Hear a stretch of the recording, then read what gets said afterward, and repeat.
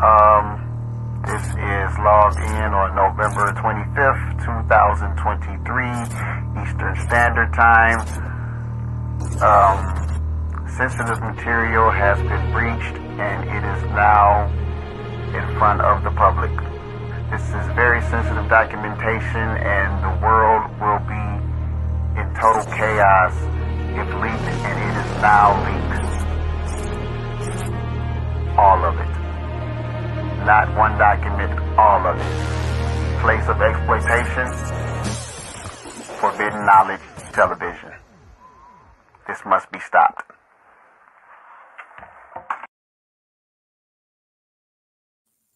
Oh yeah, what's happening, y'all? Billy Carson here, aka Forbidden Knowledge. What's going on?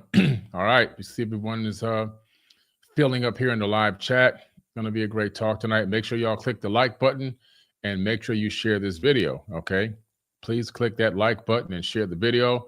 We're gonna go over the JFK files. The JFK files exposed the CIA-Mafia connection. Ooh-wee. Whew, it's going to be a good one tonight. You know, these JFK files were just recently released, the newest version of them. A lot of unredacted documents. I spent hours and hours combing through. There's so many tens of thousands of documents. It's hard to go through them all in just a couple of days. But I definitely found some connections and made some connections that I wanted to go over with y'all tonight, okay? So thanks for tuning in. Make sure you guys share the video. Again, please click the like button. I appreciate it, okay? Long day. I've been grinding since 4 a.m. nonstop, working, recording, podcasting. Some great people flew in from the UK and went and networked and did a podcast with Mike down in Los Angeles at my son's brand new podcast studio, Serenity Studios FTL. On Instagram, so make sure you check it out. If you want to do a podcast down there, make sure y'all check that out. All right. Hey, thank you, Admiral. Looking forward to seeing you as well in August. All right. It's still at the same location there. Or it's not the Diplomat, it's the Parker, Admiral. It's going to be in the Parker. So yes, just land in Fort Lauderdale, and we'll have some updated information to you very shortly. But it is officially the Parker. Okay. So thanks, Admiral. I'm looking forward to seeing you in August. He's talking about coming to the Forbidden Conscious Awards. We just locked in all the venues, and it's going to be a great award show, great award ceremony. Our third annual Forbidden Conscious Awards coming up this August. So looking forward to it. I'll have some more information about that for y'all tonight as well. All right. What we got? We got 583 in the chat tonight. Okay, let's go ahead and get some more people in here. And I'm going to line up my content and get my content ready. All right, while we are waiting for a few more people to show up, let me just get some of my information aligned here so we can go over this crazy conversation. All right, and let me just also check and make sure that my video assets are attached, because I want to make sure that we get those in there as well. And it's going to be a lot of great information tonight. Man, this is wild. I had talked about JFK's assassination back in 2018 and posted about my hypothesis on social media, and it went viral. And so I'm really, really happy to see that my hypothesis, based on what little intel I had at the time, definitely has panned out. So, okay, got that. That's there. That's good. I'm just checking on the content and the assets to make sure. Oh, yeah, that's up there as well. Okay. Yeah, we're going to be good. And there's just one more thing that I want to pull down for you guys before we get started. Again, click the like button, guys. We're going to talk about JFK's assassination tonight. And we're going to talk to you specifically about who killed him and why. Okay, who killed him and why, which is, it's deep. It's really, really deep. I mean, it's like mind-blowing deep. Okay. We got the JFK files. I'm providing all the links to this stuff as well. And also some letters that were written, which really expose a lot of information. The thing about these JFK files is that the reason why it's so hard to research all of them is because it's not in any particular digital format. They just took old handwritten letters, old receipts, old, typed on, the old-fashioned typewriter, typed letters. Some are a combination of typed and handwritten. Some are notes on typed, and some are faded. A lot of words and things like that are faded off, or they have been copied so many times, Xerox so many times that they're, the 10th or 15th version of the copy is faded. It really takes a lot of effort and a lot of work to go through these files, and there's so many of them, and they're not in any particular order. So they didn't make it exactly easy. I mean, they're not in any particular order. I think I downloaded over 800 files so far, and there's thousands and thousands more to go. And they haven't even released all the files yet. That's the crazy part. There's even more. Okay, there's actually even more. So let me check out the live chat again, see what's going on over here. All right. Yeah, this is cool. We're filling up here. We're about to hit 1,000 in the live chat. All right, here we go. We just hit 1,000 in the live chat. All right, I can get this party started now. Peace to all the gods and goddesses in the live chat. Thank y'all so much for joining me tonight. I'm Billy Carson, Forbidden Knowledge. And I have been looking into this JFK information for quite some time. I'm talking about going back probably about now 10 years. So it's been about a decade. Okay, it's been about a decade that I've done this. And the thing is, JFK was such a great president. He didn't have a long reign, obviously. And I'm not even big on politics, as you guys know. I call them polytricksters. I'm not really happy with any particular president or any particular politician. But from time to time, I also have to acknowledge when people come in and do something worthwhile. JFK was big time in the civil rights movement, and he made some drastic moves that helped to ease tensions in the South and allow Black students to go to the school that they were assigned to, their college that they had got accepted to. He even enacted martial law at one point and enacted the troops to come in and allow these students to get access to their school safely, with huge mass of mobs outside wanting to hurt them, wanting to attack them, and wanting to block them from coming into the school, including the dean of the school itself. And JFK said, no, unacceptable. These people have earned the right to come to this school, and I'm going to use the military to make sure that they come in the front door and attend this school. And so I thought that was very commendable, amongst many other things that he had done. Of course, the famous secret society speech that he had made. There's so many things that this guy has done that are just like stand out, mind-blowing in such a short period of time that he had access to that office, that really made me revere him as a real president. And I had never really acknowledged any other president before, but I acknowledged JFK as a real president, someone who actually tries to make a real change, going against the grain. Now, I know, some people, you all will all have your opinions on different presidents, and that's okay, as to what you think they've done great and so forth, because it might affect you in a different way. And I just feel personally, for me, that I really revered JFK. Now, I've been around through a lot of presidents. Okay, so I've been around for a minute. I remember, you got Nixon, Ford, Jimmy Carter, Ronald Reagan, George Bush Sr., Bill Clinton, George Bush Jr., Obama, Trump. Then who we have after that? We have Biden, then Trump again. I've seen a lot of presidents already. I've seen a lot of presidents. Unfortunately, I was born right after JFK was, assassinated. So, and I would have been a baby, a super baby anyway. So, but still, this guy was amazing. So I thought it was worthwhile to take my energy and my time to put into this. Okay. Now, Let's take a look at some of the information. Obviously, JFK, John F. Kennedy, he was a president that went against the grain. He wanted to do several things, and these things that I'm going to list are probably a combination of these, or probably a combination of these things are what got him killed. One thing was wanting to go away from the fiat currency and get back to the gold standard, right? Money backed by actual gold. Okay. Wanting to get rid of that institution that snuck in and stole our money. And who am I talking about? The central banking system, Rockefeller and Rothschild.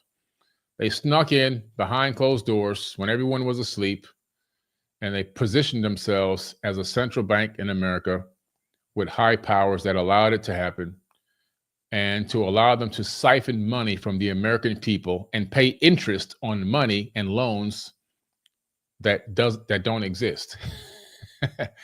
And we've been paying that money and that interest on those loans to the central banking system since then. And when I say the money doesn't exist, the money doesn't even exist.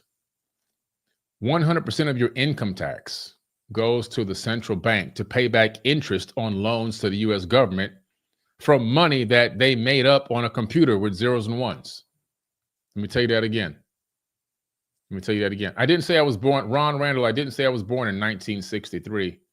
Make sure you guys listen to the things I say and like clean your ears out a little bit. Somebody in the live chat that says, you weren't born in 1963. Of course I wasn't born in 1963. I was born in 1971.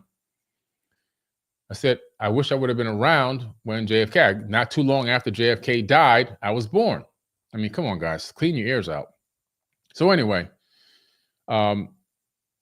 100% of your income tax, 100% of your income tax goes towards paying the central bank.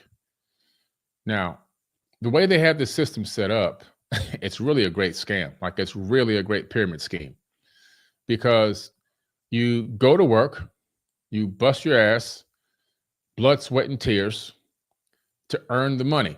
That's your energy exchange. You exchange energy for money. Whether you're using your brain or your body, it's still energy for money. Your brain generates and uses and burns calories just like a muscle does. So you exchange energy for money. You bust your ass, you earn the money, right? But before they send it to you, they say, wait a minute, give me some of this money. We're going to tax this money. So they snatch taxes out of your money to send to your income tax, to send straight to the central bank to pay interest on loans that were fabricated and created by zeros and ones. Money didn't even exist in the first place. And then after they've already snatched a huge percentage of your check, you now have to take what they did give you to take care of your daily expenses and responsibilities, right? So you have to go to the grocery store, you have to go to department stores, you have to go buy a car, you got to pay this bill, that bill, you have to get gas, you have to get a cell phone. All these things are taxed. So they've already taxed you once. Now they're going to, they see that money goes to the elite rulers, the oligarchs that control the planet. But now the government says, now we got to get something out of this. So we're going to have to add gas tax. We're going to have to add car tax. We're going to have to add department store tax, right? All these particular taxes they've got to add. And so now they're snatching more of the money, okay? So you're getting taxed on money that's already been taxed. You've been taxed already. They've already snatched it. And in some states, they've already snatched it twice, because they're going to snatch it for the central bank, and then the second part they'll snatch it for the state, because the state says, like, we got a bank too, we want to take some of that money. Like if you're in California or New York, they're going to snatch you twice. Then you got to go spend money, and that's going to be taxed on whatever you're buying. Whatever you're buying is going to be taxed, right? And then after that, you're left with what? Peanuts.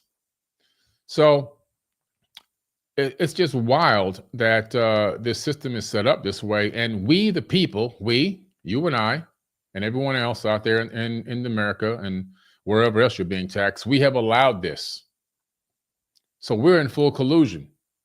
The moment that we realized that this happened, the absolute moment that we realized that we got scammed, the people should have immediately said, if you guys don't change this back, We won't pay any bills. We're not paying mortgage payments. We're not paying car payments. We are not paying loans back. We're going to stop until this is switched back. But you see, they understand that the people of America, especially, have fallen for the divide and conquer tactics. And they know that they've done a phenomenal psychological and psychosis job on us to make us see one another as different and to hate one another and to want to attack one another and to attack people by their race, by their weight, by their gender, by their what they agree with politically or not politically. Whatever it is, they found every single angle to attack. What religion you are, what you believe in or don't believe in. It's all about the attack. And so everyone is at odds with each other because they have the peasants, and the peasants are who? That's us. We're the peasants. We're the peasants. I can't go buy a private island right now. These people can go buy private islands whenever they want. These people control the GDP of entire countries. They can make a tweet, some of these people, and they can take down an entire country's economy from a tweet. I don't have that kind of power. You don't have that kind of power. These are elite oligarchs. Well, they've positioned everything in a way and set up this pyramid structure in a way where we're at the bottom and they're dominating and controlling us through programming tactics that we fall for on a consistent basis. So the fact that you're paying a buttload of taxes and they're snatching all this money out of your paycheck, it's not their fault, it's our fault. Let's get that straight first and foremost. Because we don't fight back. All we do is coalesce and acquiesce and agree to and go by and go with and be quiet. Our silence is our collusion. It makes us complicit with the scam. Our silence makes us complicit with the scam. Sometimes we just got to look in the mirror. It's just a fact. See, I see things a little bit differently than other people.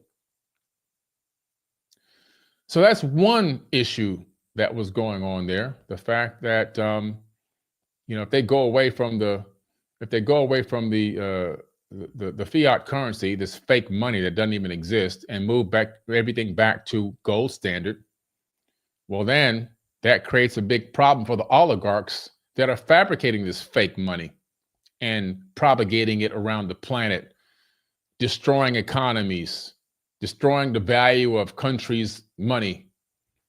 And of course, creating this inflation here in America that's gone bananas. It's bananas. This is crazy inflation. I remember my grandmother told me, my Nana, a long time ago, this is probably back in the early 1980s, probably like 82, 83. I went to the grocery store with her and she told me to grab a gallon of milk. So I went to go grab the gallon of milk and she looked at the milk. And back then, we didn't have like digital things or, barcodes. So they would actually use this machine to stamp like a sticker on every single product. And it had a sticker on it that had the price. And the price was like, I don't know if it was 79 cents or something like that. And my Nana was like, this is expensive. And she said, one day, because of inflation, a gallon of milk is going to be $5. And I remember, I'll never forget her telling me that. And I was just like blown away when she said that. And I was like, it can't be $5. It's not even $1 right now. And sure enough, there's milk in the grocery store for $10, depending on what kind of milk it is. There's milk for $7, $8, $6, and even $5 or $4.99. There's milk in the grocery store right now for all those price points.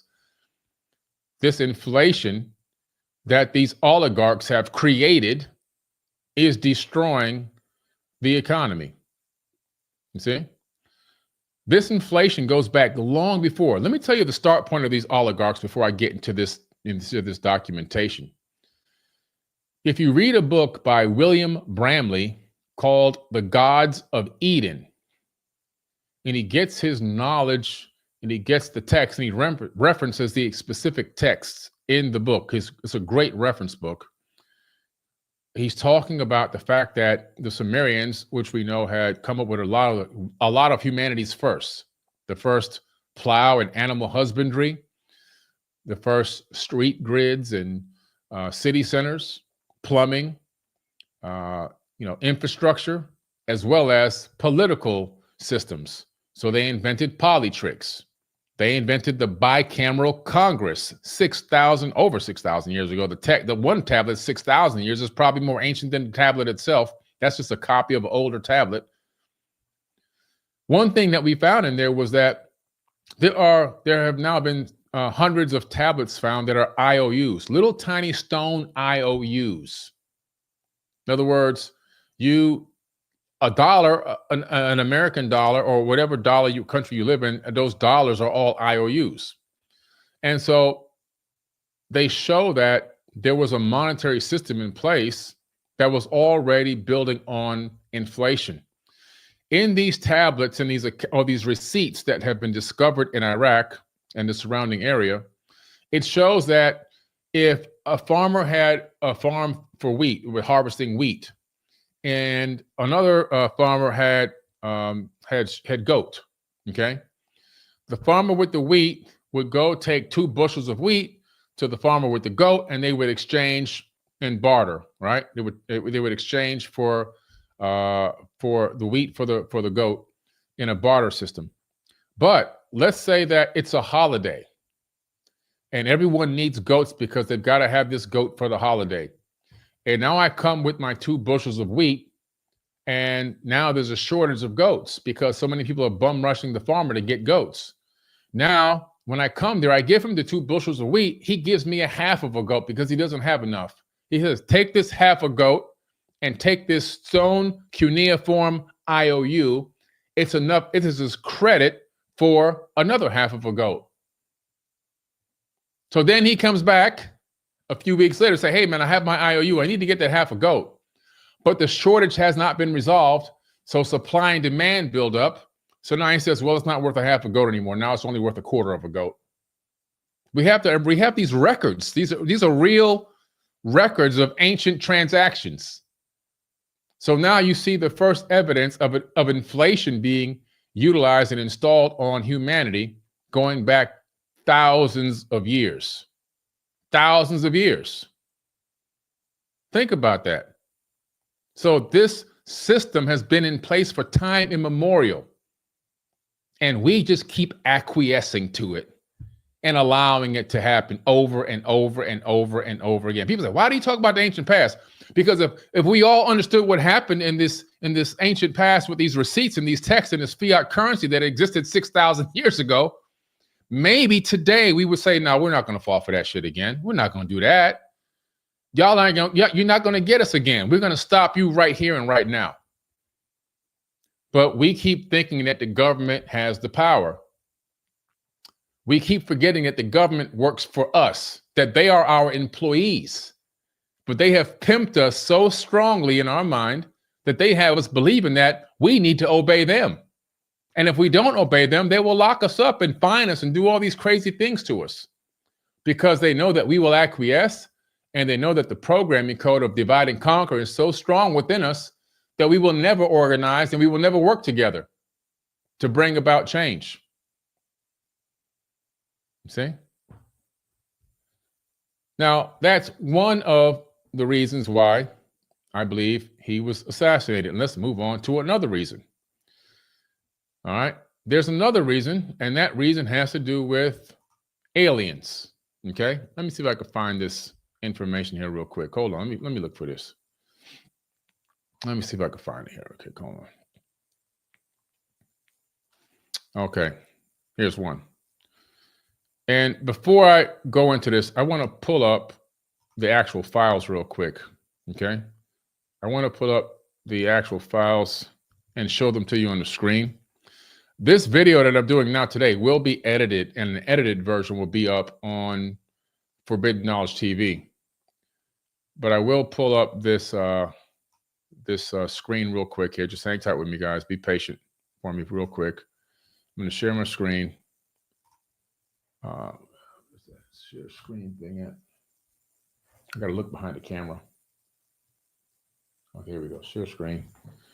And I'm going to get to the window. All right, here we go. All right. So now, this is the JFK Assassination Record National Archive. All right. Anyone can download this. The link to this is in the caption of this video. Okay. It's in the caption of the video. Let me scroll real quick. And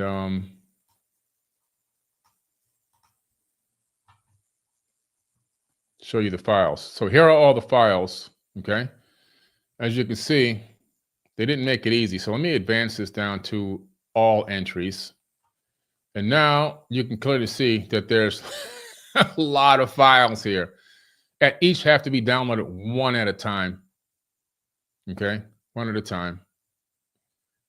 So this is where the information is located. So you can come here to this archive yourself. You can spend energy, time, and effort researching this yourself, and you can gather this data and intel on your own. You don't even need me. I'm just fortunately here to connect all the dots for you, okay? Again, the link is in the caption of this video. All right, stop screen share. All right, cool. Now, let me get back to what I was doing. Just wanted to show you guys that before I read this article here and read this information. All right. A declassified document from 1988 provides evidence. Oh, wait, I want to read that last. Let me wait for that one. That's not the one I like. That one is that's a bombshell one. Let me wait for that one. Let me find the other one. That one there is a bombshell. Hold on a second. All right. Let's see. That one there. Oh, wait till I read that one. That's going to blow you away. It's going to confirm what I was talking about in 2018. I'm going to show you the actual CIA document as well and the letter. Hang tight 1 second, guys. All right, where's this thing at? Okay. One of the lesser discussed but highly significant aspects of JFK's presidency was his push for UFO disclosure and his growing distrust of the CIA. Declassified documents suggest that just days before his assassination, Kennedy was applying pressure on the CIA to release classified information about extraterrestrial life and unidentified flying objects. In a memorandum dated November 12, 1963, just 10 days before his assassination, JFK directed the CIA to provide him with all relevant information on UFOs. This memo addressed to the director of the CIA specifically mentioned the need to share information with NASA as Kennedy sought to seek out greater cooperation with the Soviet Union on space-related matters. He wanted to work with Russia, the Soviet Union, not go against them. Instead of competition, he wanted collaboration. The same thing I always say. We're so programmed to be in competition. Competition puts you at odds with one another. Competition means you have a lack of abundance mindset. Competition means you don't believe there's enough. But when you collaborate, well, then abundance really manifests for you. You see? So he says that his intent was to prevent misunderstandings between the two superpowers, ensuring that unidentified aerial phenomena weren't mistaken for hostile actions that could lead to nuclear war. He wanted to get this information to the general public so bad because he believed that the fact that Russia and us and even other nations were seeing these UFOs, they were buzzing to the military bases. They were buzzing Air Force aircraft and other military aircraft from other countries, including the Soviet Union. And they believed that if they weren't able to come up to some type of a agreement and work together to understand with each other that these things are not ours and they're not yours, and we're not threatening you, you're not threatening us. So don't launch nukes against us, because guess what? We're in this together. We don't know what these things are. That's what he tried to accomplish. Another document uncovered through the Freedom of Information Act request is an alleged letter from Kennedy to NASA in which he expressed interest in declassifying information on extraterrestrial technology. And basically, what happened was the direct threat to deep state intelligence, particularly the CIA, which had long operated in secrecy regarding UFO research, made them feel like they were at odds against Kennedy. The next thing was JFK's increasing efforts to strip the CIA of its covert power weren't limited to UFOs. Following the Bay of Pigs disaster, that was that big thing going on to try to infiltrate Cuba. Kennedy had vowed to splinter the CIA into thousands of pieces and scatter it into the winds. Exact quote. I love this guy. Let me read that again, because I love just saying that. It sounds amazing. He wanted to splinter the CIA into thousands of pieces and scatter it into the winds. His distrust of the agency, combined with his push for UFO disclosure, may have made him a marked man. Okay? When considering factors alongside evidence connecting George W. Bush to the CIA and the JFK assassination, a troubling picture emerges. Ooh, George Bush Sr. is involved here. How could he possibly be involved? How could George Bush Sr. possibly be involved with the assassination of JFK?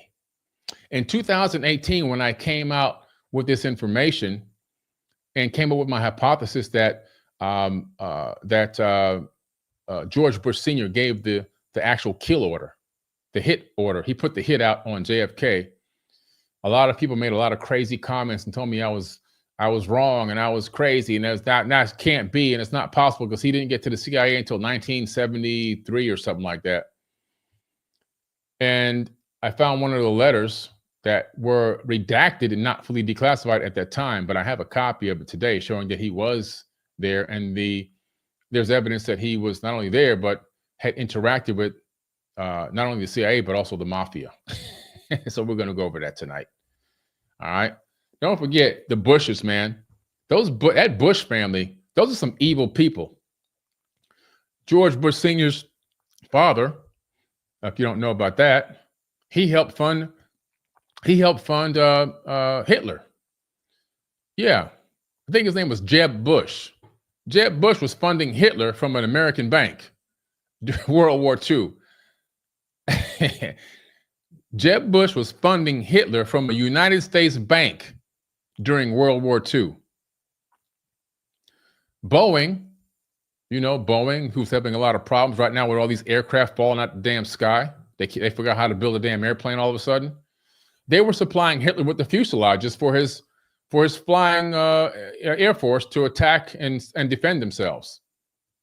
Ford Motor Cars, they were supplying Hitler with all the Jeeps.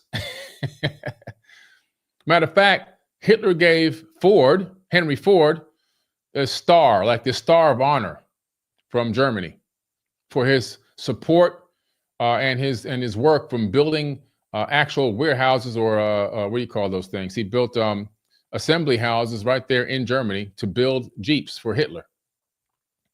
When in World War II, when the bombs were dropping close to the facilities, the production facilities for the vehicles, Henry Ford got pissed off and got the president on the phone and said, "Hey, you guys are getting too close to my factory. Don't drop no bombs on my factory, man."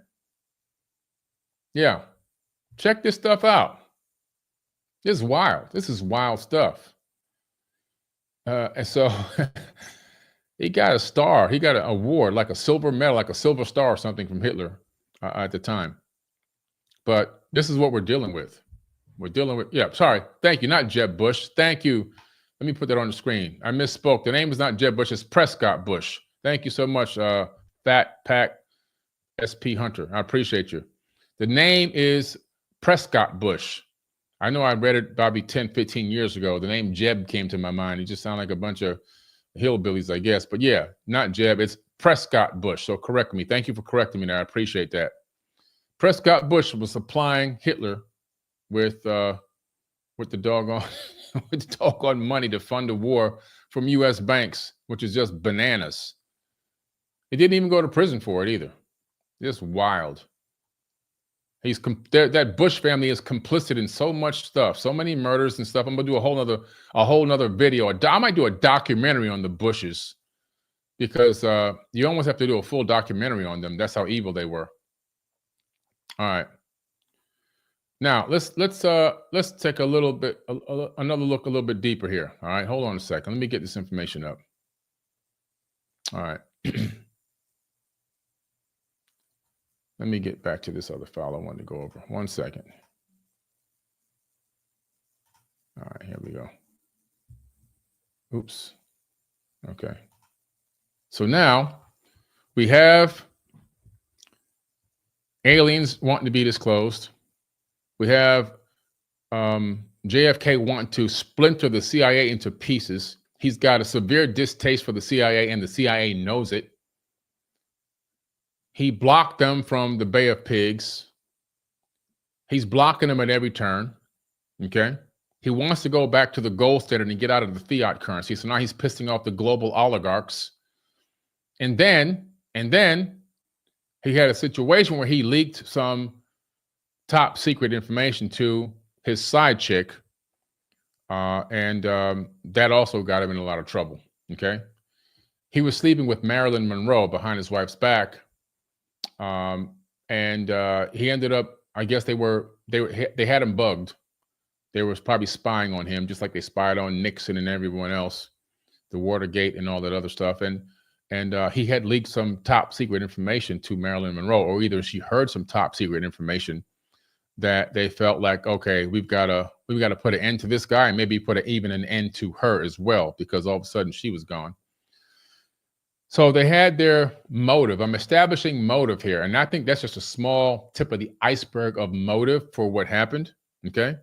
A very small tip of the iceberg for what happened. Now, let me get this out, and then I'm going to read it. Okay.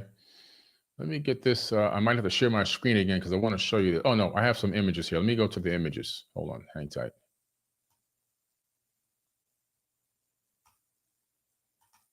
Okay. Here's one of the files. All right. And I'll make sure the link to this one is in the caption of the video as well. This is a official declassified letter, and I'm going to read this letter. Okay, I'm going to read it. I'm going to read it. Let's see here.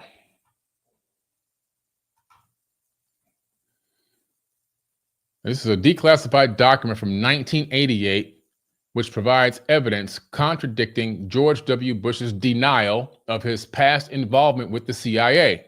I'm glad I found this, because that post I made in 2018, I feel completely venerated now. The document was a memorandum from FBI Director J. Edgar Hoover to State Department, dated November 29, 1963, just 1 week after the assassination of President John F. Kennedy. It details a meeting between the FBI and the CIA officials discussing the reaction of the Cuban exile community to Kennedy's murder. The memo explicitly states that the substance of the foregoing information was orally furnished to us and George Bush of the Central Intelligence Agency. This directly connects Bush to the CIA officially, to discussions immediately following JFK's assassination. And when questioned by journalists, Bush initially denied involvement, and he claimed that it wasn't me. Oh, wasn't you, George Bush Sr.? You just happened to be on a declassified FBI document naming you as one of the key contributors to talking specifically about the assassination in days after it happened. And now all of a sudden you're saying that, oh, no, that wasn't me. Okay, you got to lie better. Now, when pressed further, a spokesperson for George Bush refused to comment. This raises a critical question. Why would Bush need to lie about his CIA connection? Okay. Let's check this out. During the preparations for the House Select Committee on the assassination, a Texan man named Bill Lord, who had been a fellow Marine and shipmate of Lee Harvey Oswald on a voyage to France, was pressured to not testify before the committee.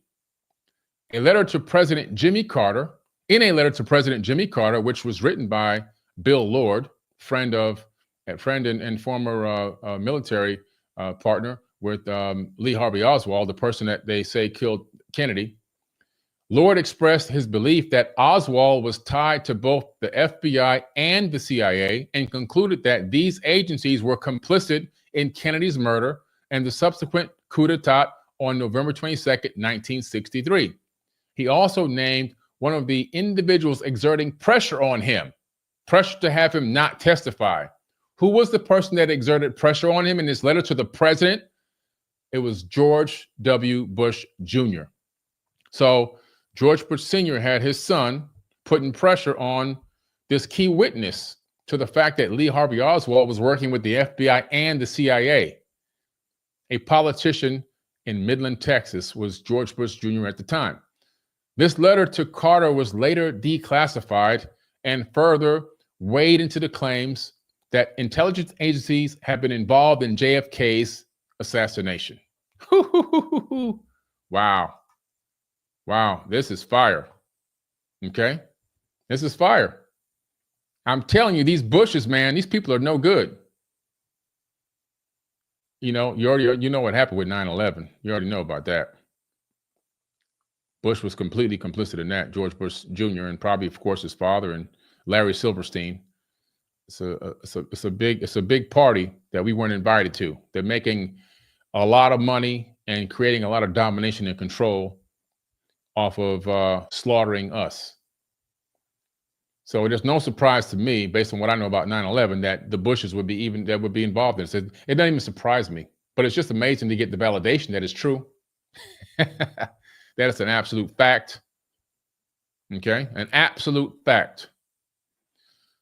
So Kennedy had pissed off a lot of people. The CIA didn't want to be dismantled and broken down and splintered because they were operating covertly. They were operating behind the scenes with no congressional oversight, no presidential oversight, no parameters.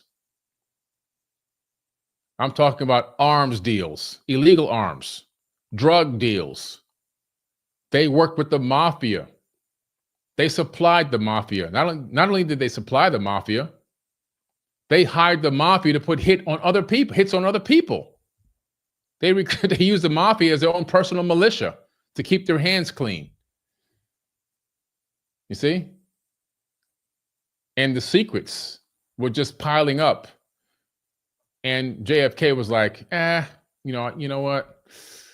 Yeah, I'm going to stop this. And when he made that official statement saying that he was going to stop the secrecy, that was like the icing on top of the cake. Okay? That was like the icing on top of the cake.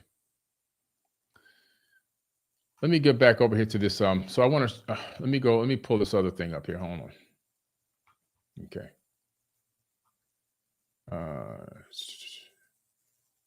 Okay. Got the UFOs. Okay. Now, I have a video that I'm going to show you guys. This is the first recorded prison interview with James E. Files in 1994.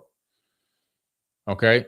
He's a former mob associate that confessed to being the gunman on the grassy knoll who shot President John F. Kennedy, the second bullet.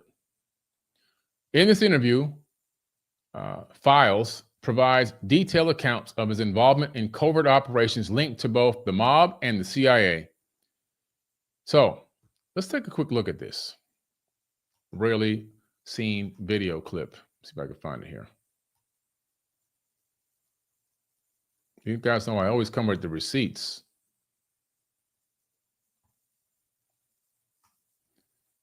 Let's see. Where did I put that thing? Hold on, guys. I'm getting it. I'm checking it out, trying to make sure I have it uploaded here. Before I do that, let me put this other video. I'm going to bring Files up here in a second. I want to bring this other video up real quick. I want you guys to hear this. It marks 60 years since former President John F. Kennedy was assassinated while driving through downtown Dallas.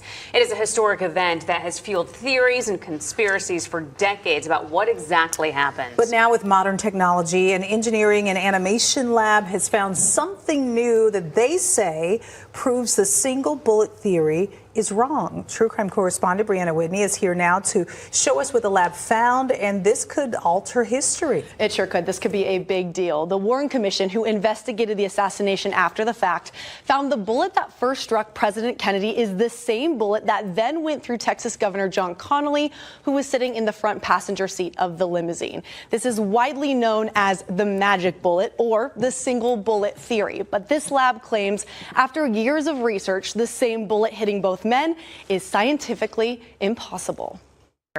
President Kennedy died at 1 p.m. Central Standard Time. The Warren Commission was tasked with investigating and presenting the findings of the shooting. They found JFK was shot twice from behind by Lee Harvey Oswald from the 6th floor of the Texas School Book Depository, and that the bullet that struck John F. Kennedy in his neck is the same bullet that struck and went through Governor John Connally, who was sitting in the passenger seat in front of JFK. The analysis that we've gone through so far is that those can't be the same bullet.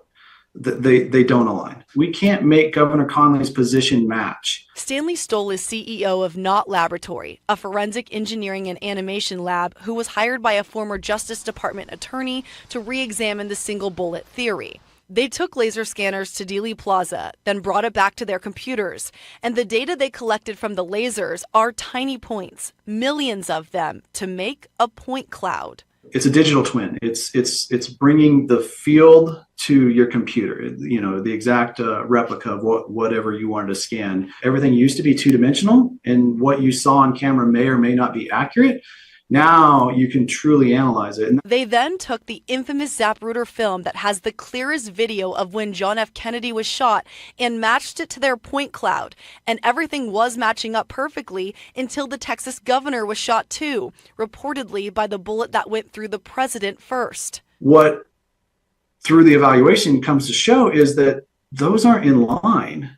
Governor Connally, his wound is sitting 6 to 10 inches towards the outside of the vehicle. You have to slide Governor Connally to the inside of the vehicle. You have to slide him to the left to get that alignment. Based on those findings, Stoll says you have to look at a new hypothesis that there was a second bullet. The question, from where? The question from where? Well, we're going to find out where it came from right now. Let me pull up this testimony. Add a video here from this mafia, former mafia person, Files. That's exactly what we keep an eye on me. In case something goes wrong, I want you to cover my backside. So I've positioned myself after Johnny Roselli went in. I stood at the counter, ordered a cup of coffee, and sat there and waited. This one heavy-set gentleman came in, and he went over, and he knew Johnny Roselli, I assumed, so they shook hands. They talked for a minute, and sat down in the booth together, and they passed over, I'm going to say probably by 9 envelope, the null envelope that has material in it at that point. After a couple of minutes, he got up, they shook hands, he left. I went out into the parking lot, sure the air was clear, started the car up, pulled up by the door. Johnny Roselli come out and got in the car. I never met Jack Ruby, never said hello or anything. And Johnny Roselli got in the car with me, and we started back to Dallas. He opened the envelope up, and there was identification in there for Secret Service people. And we had a map in there of the exact motorcade route that would take it through Dealey Plaza. And Johnny Roselli said, well, they only made one change. And that was when he informed me that they was coming off of Main Street onto Elm, or onto Houston there. They made the zigzag, the little turn that they should have never made. But when they made that, that was the only change in it. I drove him back to the Dallas Cabana. He went upstairs, and I waited for Mr. Nicoletti to come down.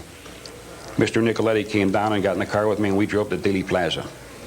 And we got to Dealey Plaza shortly before 10 o'clock.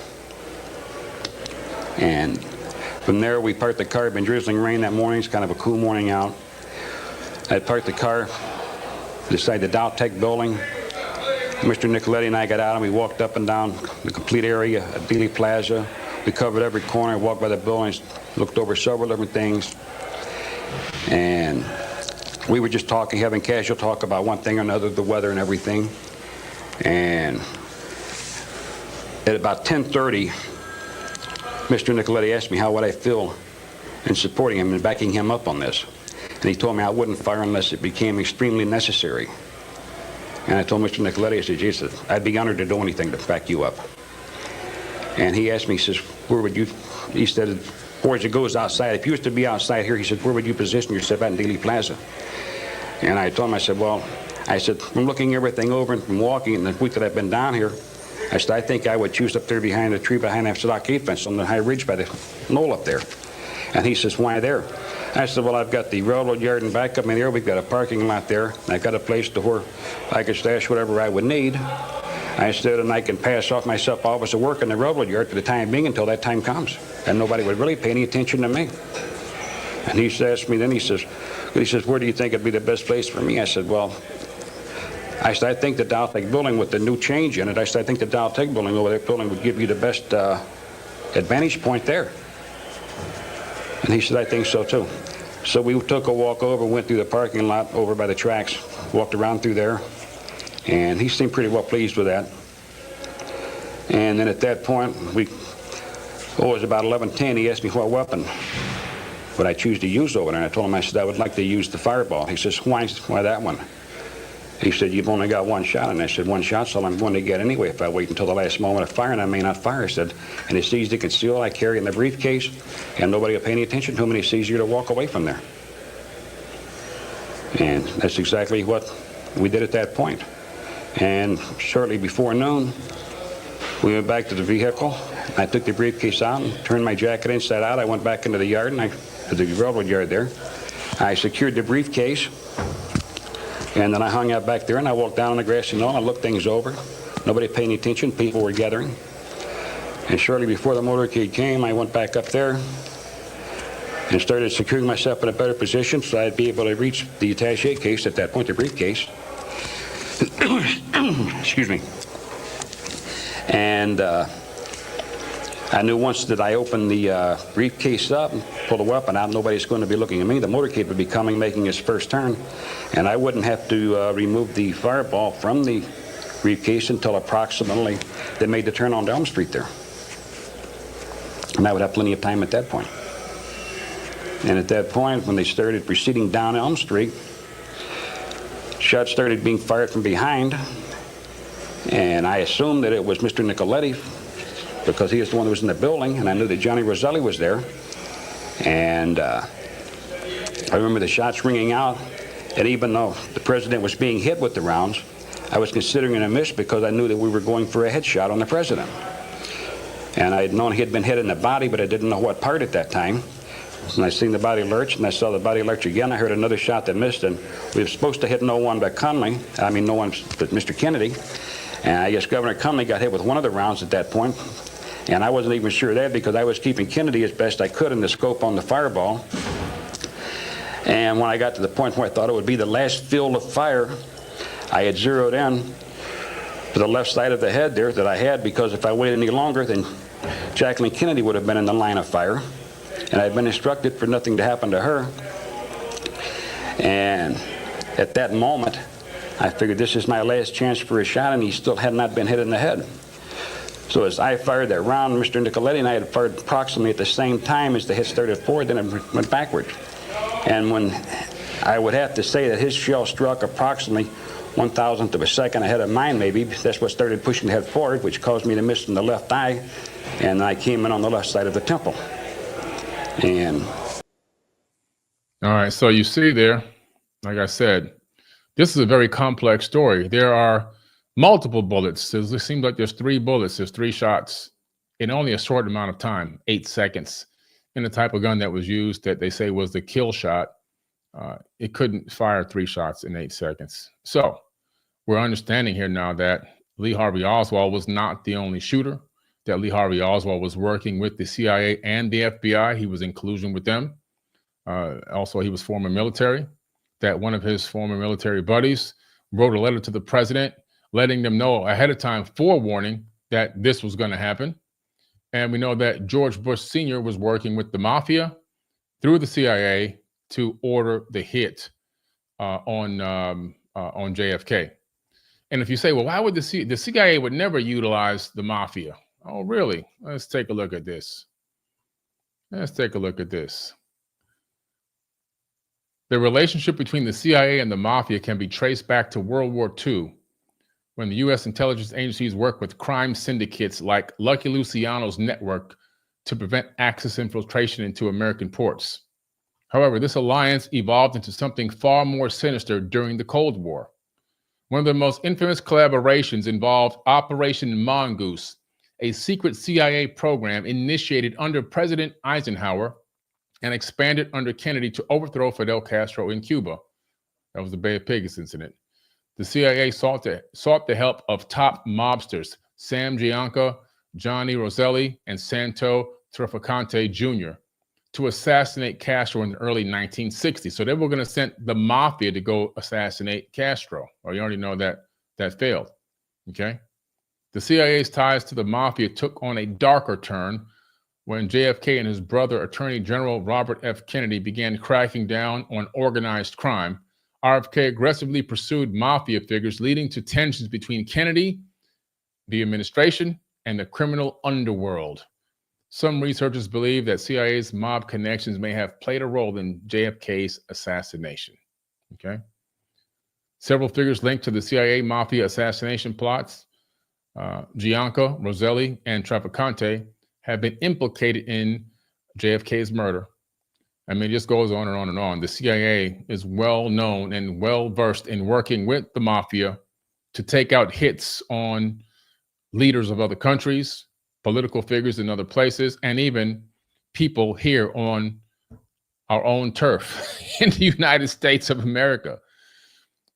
So they use the mafia because they can then they can keep their hands clean. All right, so they'll do the deal, they'll pay, get the hit done, and if the hit fails, and if anyone goes down, it was them, not us. You see, that's what they're doing. It's crazy. It's absolutely crazy. And JFK was going to shut down the CIA. He was going to get rid of them because he knew they were a giant scam. I mean, these people are always, I mean, there was a CIA plane that went down about 15 years ago in South America with like 100 keys of cocaine on it. They sell illegal arms to third world countries. They sell drugs in the United States. They import drugs into the United States. They sell arms to small militias, and they sell guns to kingpins, and I mean, it's just bad. What they do is totally dark, evil, and bad. And it seems as if no one can really truly stop them. And not that they can't stop them. After they saw what happened to JFK, a lot of people are afraid to try and stop them because they feel as if their life and their families' lives will be in jeopardy. And so George Bush Sr., while he was in the CIA at the time, he put the kill order in collusion with the mafia. The mafia got involved and helped make sure that they took Kennedy down. They were ordered not to hit the wife. And based on the wife's reactions after the hit and how she was pretty much just calm and cool and collective, it seems as if she was even in on it potentially, as if she even knew about it. She probably was just pissed off, and to her, it was probably like sweet revenge for him sleeping with Marilyn Monroe. Okay? And you know, Marilyn Monroe ended up dead, with an overdose. So they wrapped up all the loose ends, basically, is what they did. But in my opinion, JFK was murdered. The hit was ordered by the CIA within the United States government. And that's how it was done. And it wasn't one bullet, one magic bullet. It was many bullets, multiple bullets that hit. You see? Multiple bullets that hit. Check this out. It marks 60 years since former President John F. Kennedy was assassinated while driving through downtown Dallas. It is a historic event that has fueled theories and conspiracies for decades about what exactly happened. But now with modern technology, an engineering and animation lab has found something new that they say proves the single bullet theory is wrong. True crime correspondent Brianna. This morning, reaction growing after the Trump administration released thousands of pages about the assassination of President John F. Kennedy. Joining us now, someone who has been going through the files, Jefferson Morley, editor of the JFK Facts and Substack and vice president of the Mary Farrell Foundation. Jefferson, thanks so much for being with us, Jefferson. What are your takeaways so far? There's a lot of this, and a lot of this is not really organized. Yeah, so we spent last night going through the 2,000 or so documents, and I got to tell you, Lincoln, there's a sensational story here that people need to know. This is not a nothing burger, as people will tell you. There's an amazingly interesting and pregnant story in these JFK files. Let me explain. Late last night, we got the unredacted testimony of CIA counterintelligence chief James Angleton, who testified behind closed doors to Senate investigators in 1975. Up till yesterday, about 40 pages of the 113-page transcript were redacted.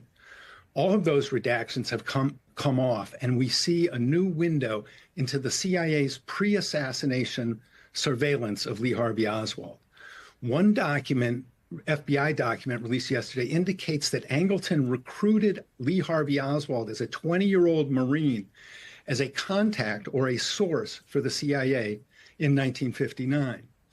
Other documents released in recent years show that Angleton kept Oswald under surveillance, monitoring his politics, his personal life, his foreign travels, his contacts for the next 4 years, from November 1959 to November 1963.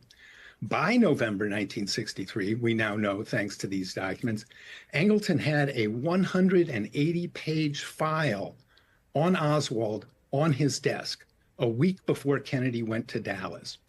So what this story raises is the question, was the CIA incredibly, atrociously incompetent when it came to Lee Harvey Oswald? Or was Angleton actually running an operation involving Oswald? Ooh, was he running an operation involving Oswald? That's what I believe. They've been working on this for a long time. They got their fall guy, right? And they manipulated him and got him all set up and got him plugged in. And, it reminds me of, the Jason Bourne. Like, he's one of these Bourne soldiers that they bring in. If you remember the Jason Bourne series, right? Bourne Identity and so forth.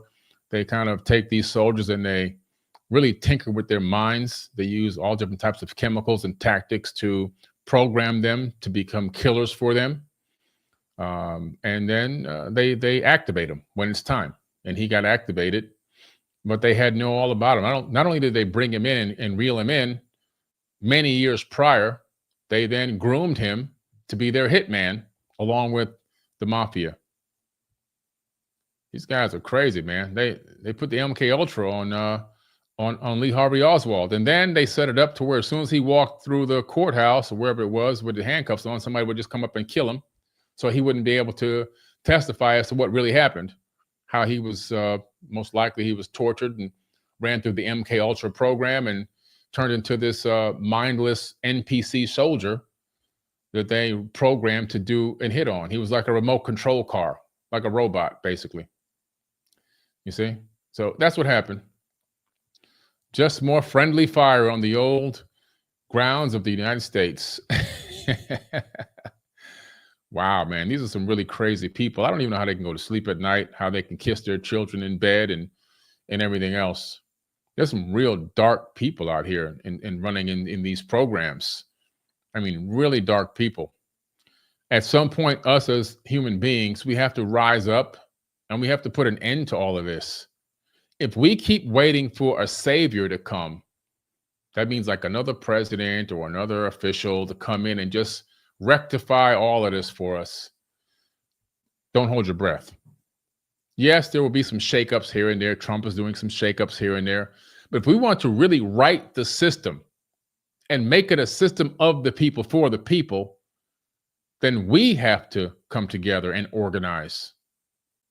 We have to come together and stand up. We have to come together and force the change that we want to see. And it's not by fighting. It's not by picketing in the street and holding up signs and walking down the street, whining and crying and screaming and sweating and carrying on and smelling stink. It's not about rushing up to the White House and doing a 1,000,000-man march. That's not going to get shit done. I mean, nothing. It gets nothing done. Not one stinking thing. I never seen a picketing riot and a picket fence and all the people picketing with the signs, walking around. I never seen it accomplish anything. There's only one way to get what we want, and that is to stop playing the game.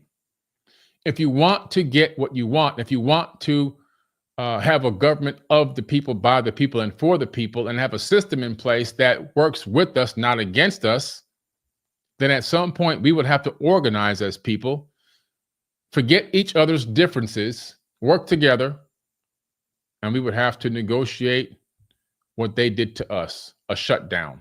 Remember when they hit the shutdown with the COVID? They said, oh, we're going to shut the world off. We'll be back on soon. And we just had to go along with that. Well, guess what? It proved something to us. If you're smart, you realized everything can come to a halt and then turn back on again. And guess what? We'll be okay. Now, why don't we as the people of the world organize our own shutdown and reboot the planet? We can do it. But you see, you got to stop seeing me as a black man, and I have to stop seeing you as a white man. I have to stop seeing you as an Asian man or a red man or a yellow man or whatever. I have to stop seeing you as this religion and that religion and this level of wealth and that level of poverty. Can you get past that stuff? Can you break free from that mental prison that you're in, thinking all of these things? Left wing, right wing, I hate you, and all of this stuff, this gender, that gender.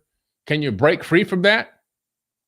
Can you allow yourself to come out of that stupidity and ignorance and psychosis and see through the veil and get out here and get organized?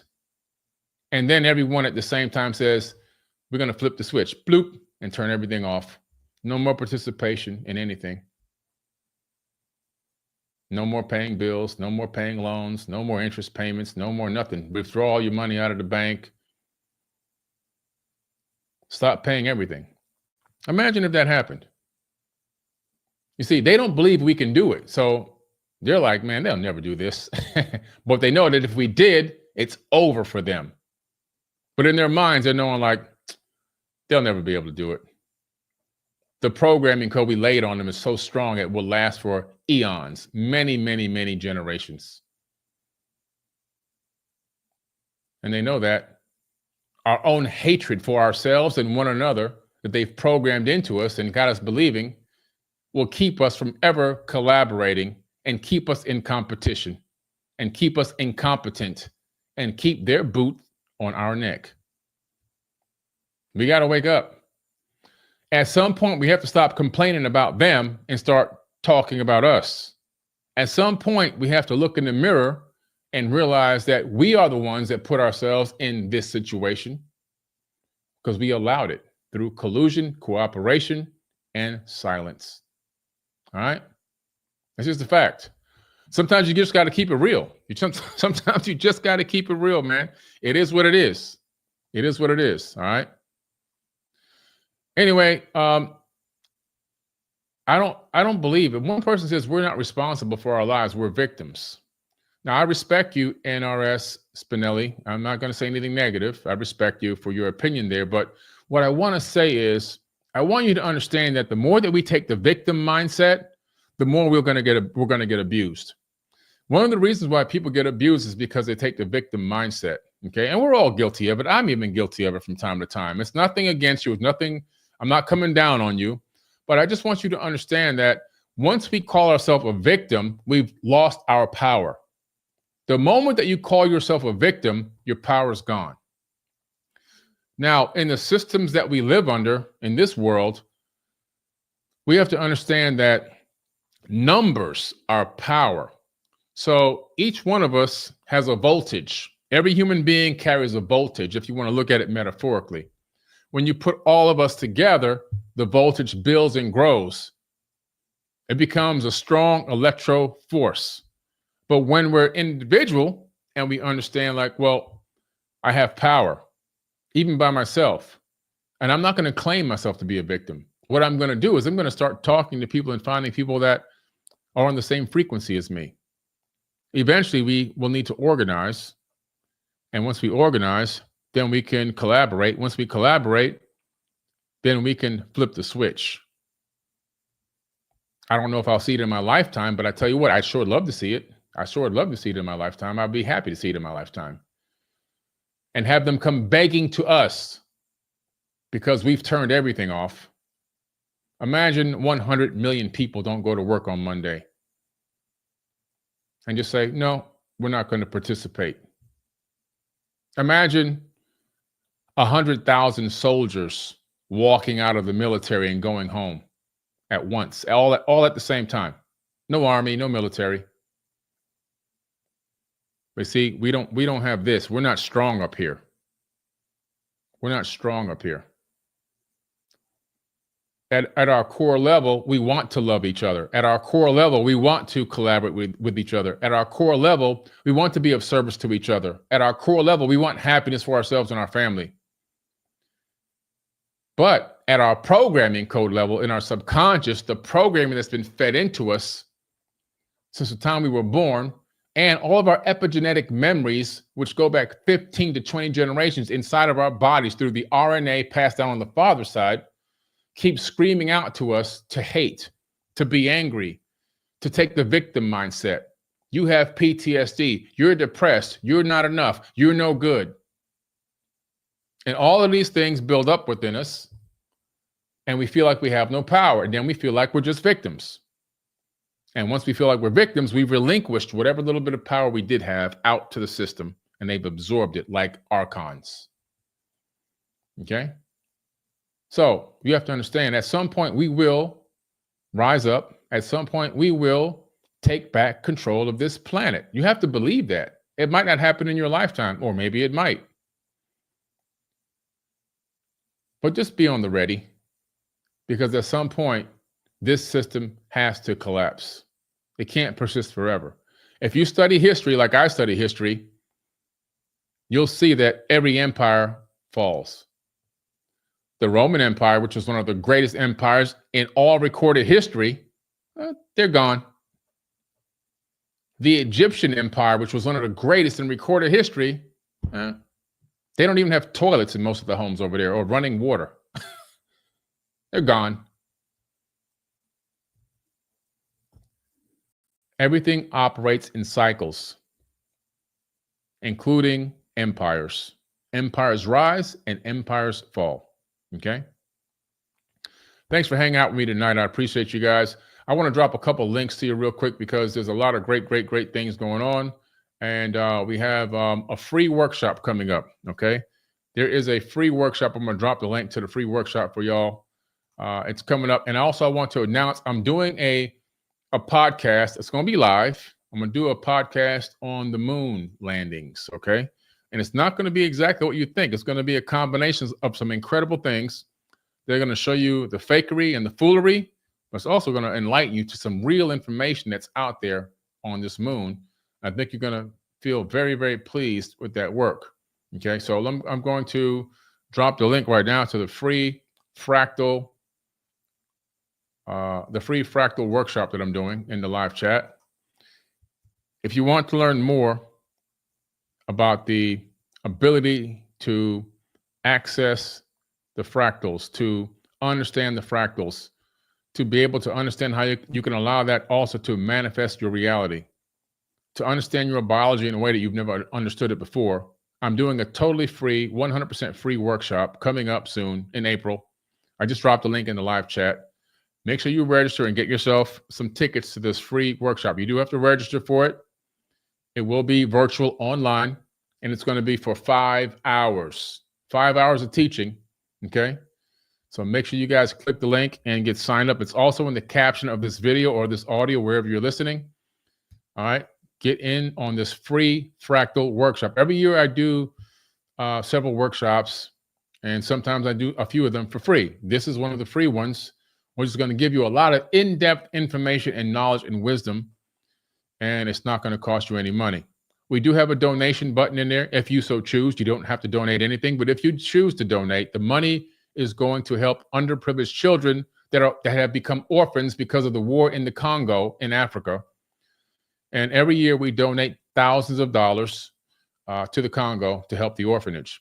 We had Shaka Bars here in the podcast and the videos on the site, as well as he was at the Conscious Awards 2 years ago, 2 years ago. And in that podcast, we donated the money to him right on stage. We gave him a big check for $5,000 live on stage. But we're also always sending money to his nonprofit, because the money gets directly to these kids. And now I think there's about 8 or 9 orphanage houses there. And now there's more orphans than ever, unfortunately, because of what's happening with the wars and so forth. It's unfortunate. But these kids, they can't control where they were born. They can't control the situation that's surrounding them at this moment. So they need a little bit of help. So if you so choose, you can make a donation. And this is why I'm doing the workshop. It's not only to teach, but I'm also doing the workshop to help raise money for these kids, okay? And so it's an option. It's not mandatory, but it would be great if you could. All right. I also added a few things to make it more tangible. So if you want to get an autographed book from me in return, you can do the add-on on the checkout, and you can add on an autographed book. And that also 100% goes to the kids, 100%. Not a penny comes to me. Okay. So anyway, I appreciate y'all. I dropped the link in the live chat several times. Hopefully I'll see you at the Fractal Workshop in a few weeks. But I'll be back on very, very soon, because we're going to talk about the moon. All right. Coming up very soon. I love you guys. I appreciate y'all. Thank you so much. Drop the link for the Fractal Workshop one more time, and I will see y'all. And I'm probably going to pop on again tomorrow. I think I'll pop on tomorrow or Sunday. No, Sunday. I'll be back on Sunday. Sunday afternoon, I'll send you guys a text message and let you know that I'll be on. All right. Catch y'all later. In an era shrouded in the midst of time, within the vast expanse of an uncharted cosmos, emerged the genesis of humankind. How did the odyssey of humanity begin? What secrets lie within our primordial roots? As I began to research ancient cultures, I discovered something quite interesting. Most of these ancient cultures all believe that life originated in the Pleiades. When you look at the indigenous North Americans, the Mayans, the Aboriginal tribes of Australia, the Egyptians, and even the Japanese, they all claim that they were seeded on this planet by people from the Pleiades. How can people separated by so many thousands of miles in different continents have the same exact story? There must be some fact rooted in the myth. This is the saga of the Anunnaki and their ancient secrets revealed.